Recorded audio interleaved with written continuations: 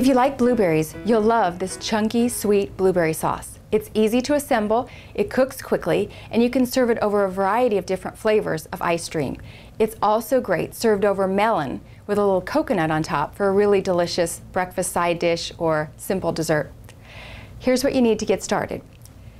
You'll need blueberries. They can be fresh or frozen. If they're frozen, don't drain off the liquid when the blueberries thaw. Make sure to include that with the blueberries.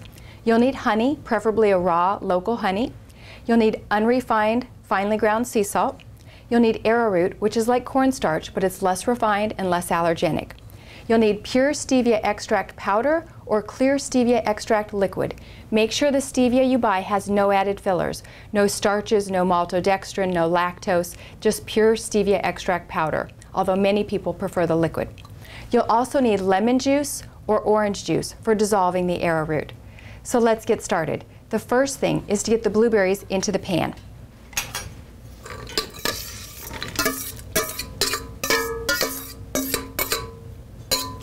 The next step is to turn on the pot and add the honey.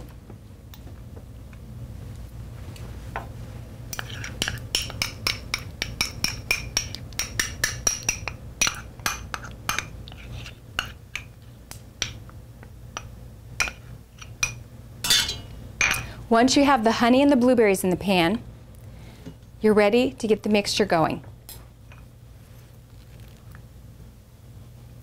You can add the sea salt now or in step 2. We'll add it now. Sea salt might seem like a funny thing to add to dessert, but salt actually helps intensify other flavors, and it can make a big difference in a sweet dessert in just punching up the flavor of the other ingredients. What we'll do is cover the pot, bring it to boil over a medium-high heat. Once it's at a nice boil and you've got some steam generated, you can turn it down to about medium heat, and we'll cook it for about 5 minutes. What we want to do is tenderize the blueberries. The exact amount of time it takes to tenderize the blueberries depends a little bit on whether they're fresh or frozen and whether they're large or very small blueberries. In general, the wild blueberries sold frozen in places like Trader Joe's and some health food stores are much smaller, so they might be tender in 4 minutes rather than 5, or it could be 6 minutes, but it's roughly that amount of time. After the blueberries are very soft, we'll be adding the other ingredients. While we're waiting, what we'll do is dissolve the arrowroot in the lemon juice. Whenever you're dissolving arrowroot for a recipe, make sure that the liquid you dissolve it in, whether it's lemon juice, orange juice, or water, or any other liquid, is at room temperature. You don't want to use a hot liquid, otherwise the arrowroot will clump up.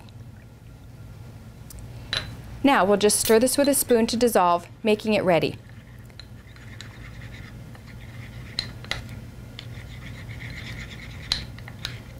If you're dissolving it and you're not adding it immediately, make sure to stir the arrowroot one more time before you add it to the pot.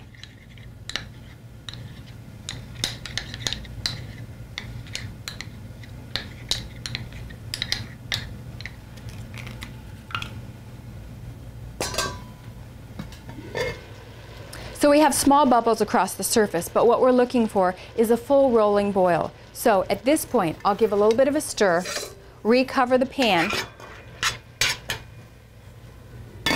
and let it come to a more rapid boil. In fact, you can use high heat if you want to get started, but again, stay close by so that once it's at a full boil, you can turn it down a little bit. So let's check on the blueberries. You'll see bubbles across the surface right now, but what we want is bubbles across the entire surface, a full rolling boil. If you have frozen blueberries, feel free to turn the heat up to high so it comes to boil a little bit more quickly. And then, once it's at a full boil, you can turn it down to medium or medium-high, but make sure that the heat stays fairly high so that they really bubble and the blueberries have a chance to soften. So now we have a full rolling boil. I'll cover the pan one more time and set a timer for 4 to 5 minutes. So now we're ready to check the blueberries. They're nice and soft, so we're ready to add the arrowroot. Again, stir the arrowroot to make sure it's completely dissolved. Add it to the pan. Make sure you get all of the arrowroot out. And then whisk or stir to thicken. You can add the stevia at this point. If you don't have a wire whisk, use a large wooden spoon, but a whisk is best to evenly distribute the stevia and the arrowroot.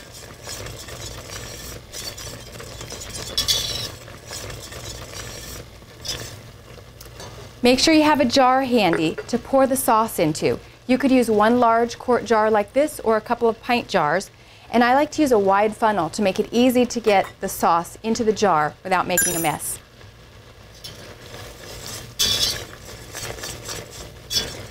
Just another minute here and it'll be nice and thick. You can serve the sauce while it's warm, but you obviously don't want to pour a hot sauce over a frozen dessert. So if you've just cooked it, allow it to come to room temperature to cool just a little bit before serving. If you have leftover sauce, you can take it out of the refrigerator and let it come to room temperature before serving, or if you want to warm it up, you can put it in a heat-proof dish in a toaster oven at 200 or 250 degrees for a few minutes just to warm it up a little. Here's what it looks like. So you've got this really delicious, luscious looking sauce. And if you do use yogurt, you could actually spoon this into plain full-fat yogurt to make true fruit-flavored yogurt, in contrast to the sugary, very processed fruit yogurts you find in the store.